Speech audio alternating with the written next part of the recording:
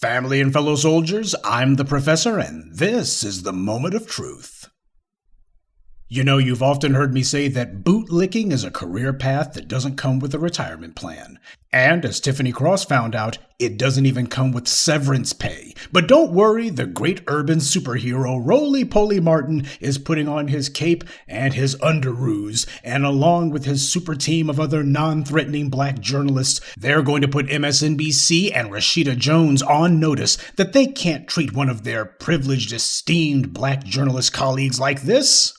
A group of African Americans released a letter today blasting MSNBC's decision to part ways with Tiffany Cross. This letter was, I was one of the folks who actually signed the letter as well. There's a persistent theme in the denigrating of black women's value and the silencing of black women's voices when they speak uncomfortable but necessary truths about the state of our society. We believe you are clear about the dangers we are collectively facing and how reminiscent it is of this nation's dark past. We would like to meet with you before Friday, November 11th, 2022, to discuss a path forward that is restorative to the reputation and dignity of Miss Cross. And so I said this, and I tweeted this: Rashida Jones, who I know, the president, must speak to this issue why Tiffany Cross was not given a new contract and continue hosting her show. Those are some questions that should be answered. And let's see if MSNBC schedules that meeting. Now, that ought to give MSNBC something to think about.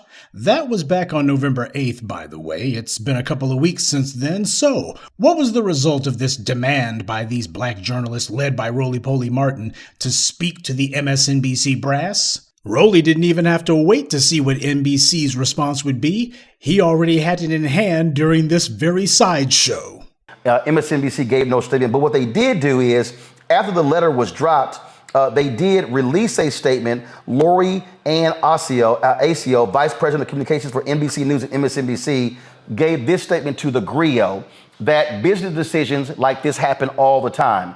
Quote, "We received a letter signed by several organizations. We are proud of our long history celebrating diversity on and off air at MSNBC and throughout the news group. This is an ongoing effort and will continue to elevate diverse perspectives and voices during this election season and beyond." The result was apparently no meeting at all.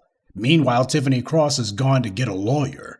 Now, the white media's headline says that she's retained the same lawyer as Gabrielle Union, and while that's true, it's not until you actually read the piece that you see the real reason Cross hired this lawyer in particular, because this lawyer is the same one who represented Megyn Kelly after she got fired by NBC. So Tiffany Cross is literally copying the same moves as Megyn Kelly, Queen of the Karens. Oh, but Roly Poly was far from through giving his opinion about this issue. And let me just tell you what's probably going to end up happening. And so go ahead and write it down. They're going to probably move Jen Psaki into Jonathan Capehart's slot on Sunday morning. They're probably going to move Jonathan Capehart into Tiffany's slot on Saturday. Watch it happen. Write it down. It's going to happen. Now, family, let me say something. Rashida Jones isn't worried in the slightest about Roly Poly and his band of misfit toys. She ain't even thinking about them. She knows that all these clowns want a job from her. Every last one of them would love to be on the payroll, and they would love it if she would consider them for a job. This is a bunch of hot air from malcontents who are angry that they're on the outside looking in. And any one of those clowns who signed that letter would gladly take a job at MSNBC tomorrow, hosting a show in Tiffany's old time slot. All Rashida has to do is offer Roly Poly a show, and he would immediately calm down and be quiet. Hell, he would settle to be an occasional guest panelist on a weekend show. It's easy for Roly Poly to talk tough about not wanting a job at MSNBC because he knows, just like the rest of us, that nobody at MSNBC is offering him a job. Or any other network for that matter, and that's why he made his little prediction about Jonathan putting on his Capehart, taking Tiffany's old time slot. Roly and his pals have no stroke. They have no influence. And what makes it doubly ridiculous is, only a few weeks ago, Roly Poly was on Tiffany Cross's show. Where was all of this hot air then? Speaking of hot air, Tiffany Cross seems rather deflated these days.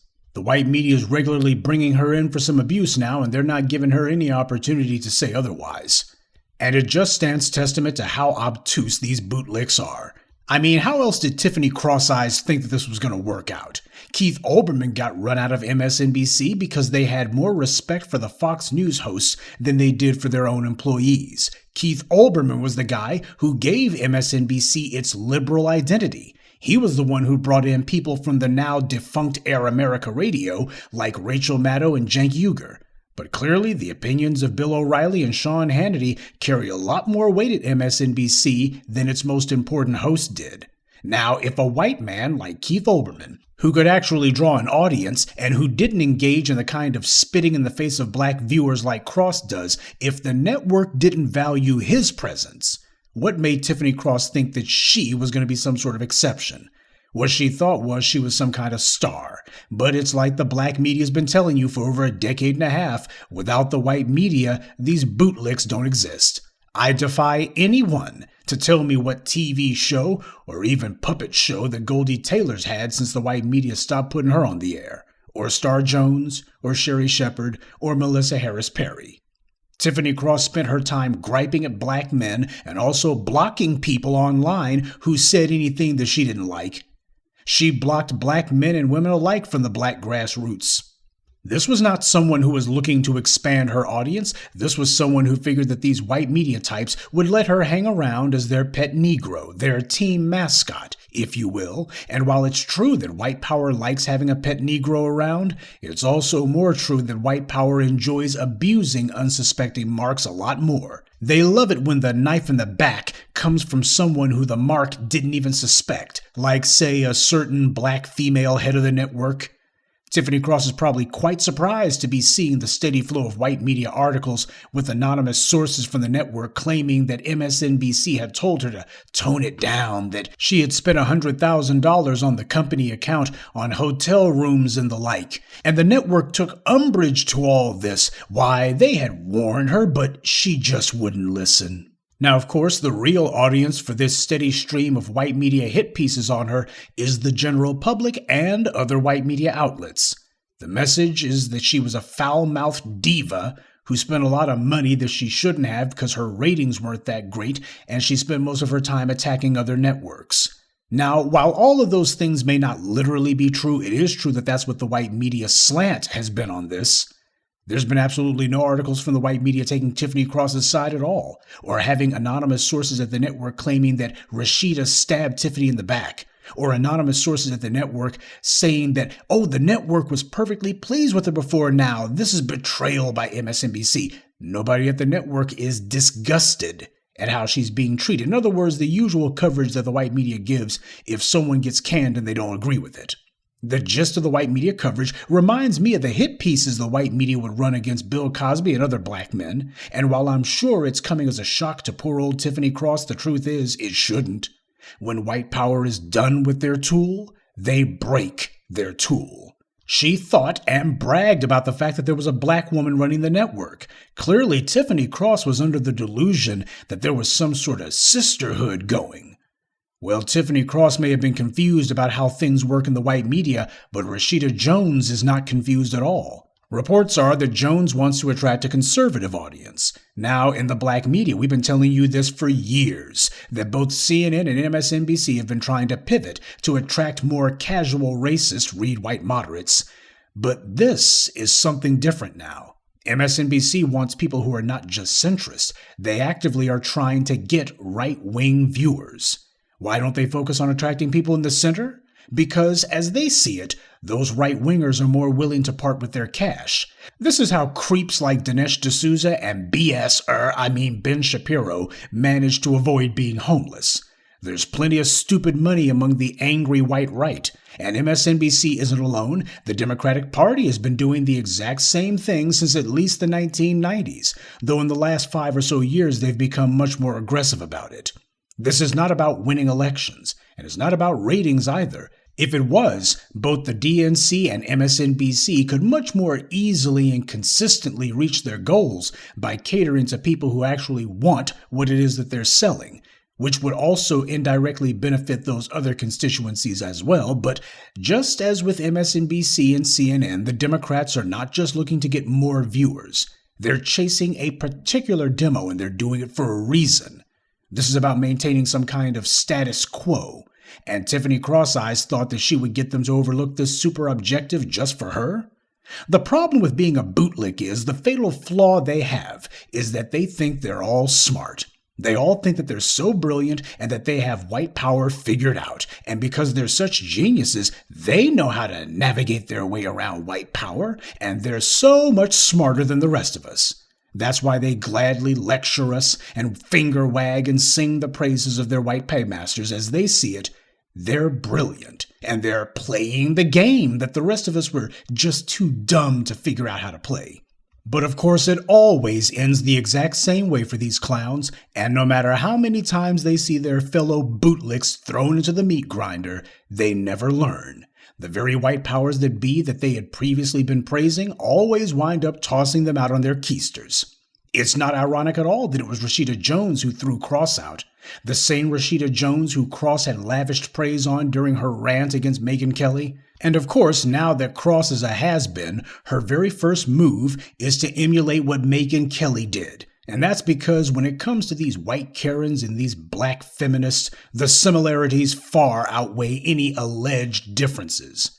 And the word is she thinks that Rashida Jones had a personal beef with her. Yeah, I'll bet that's what she's saying now. Cross thought that there was some sort of sisterhood going. After all, she and Joke Reed organized that ridiculous The Culture is Black Women show, but how many of those black women who she was sitting with are in a position to offer her a job now, or to give her funding for some sort of media venture? With Goldie Taylor, we saw that after the white media puts them out like the trash, they can't get anyone from the white media to give them even 2 nickels to rub together. Goldie Taylor did a crowdfunding, which I still don't know if anything ever came of it. Meanwhile, Rachel Maddow has MSNBC paying her $30 million a year just to show up once a week, and MSNBC is funding her Ultra podcast. The network's bending over backwards to keep a woman who made it clear she no longer even wants to be there. But it's no surprise that this pig's simple common sense reality just keeps eluding the bootlicks. See, these professional butt kissers think just like their white media paymasters. They don't have any original or new ideas. The only idea they have is to insult and belittle black people in general and the black grassroots in particular. And don't try to lie for Cross and say that the reason she was constantly insulting and condescending and lecturing black men was because she was just trying to keep her white media paymasters at bay. See, some of these black bootlicks, especially these feminists, they think that they're honorary members of the oppressor class. So as they see it, they know white power gets a giddy thrill out of seeing some black person taking other black people to task, especially black men. So as Tiffany Cross saw it, she figured she could have her cake and eat it too. She could tell off white racists like Megyn Kelly and others, and her white media paymasters would tolerate it so long as she regularly brought black men in for some abuse too. This is why clowns like Jalen Rose and the other washed-up NBA has-beens like Shaquille O'Neal and Charles Barkley, as well as other clowns like Shannon Sharpe and a bunch of never-gonna-bees like Stephen A. Smith are attacking Kyrie Irving. Some of them need the money, sure, but for a lot of them, it's a matter of being close to massa, because that's what gives their empty little lives meaning. Staying in massa's good graces means more to them than money. A lot of the fools you see on white media attacking Kyrie, they could walk away, but since when does a slave walk away from their master? But in the case of Tiffany Cross, she would be doing it regardless, because that's who she is. As she saw it, her crap didn't stink. And slapping black men in the face was a freebie for her. And blocking or otherwise disrespecting the black grassroots, why, that was just her establishing the pecking order in her mind. And to have another of the white media's cable casts-off, Roly Poly Martin, cheerleading for her, oh, the irony is excruciating because it's so predictable. So my question for Tiffany Cross is, was it worth it? When will these black feminists finally figure out there is no sisterhood? Joy Reid will be going the same way before it's all over. Her blog posts are going to come back to haunt her, no matter how well she behaves herself. When the white media's done with her, she's going out the door too. They'll dredge up her old post again to gin up a phony controversy to throw her out. Or they'll invent some other rationale, and then all the white media will be reminding everyone about those blog posts of hers.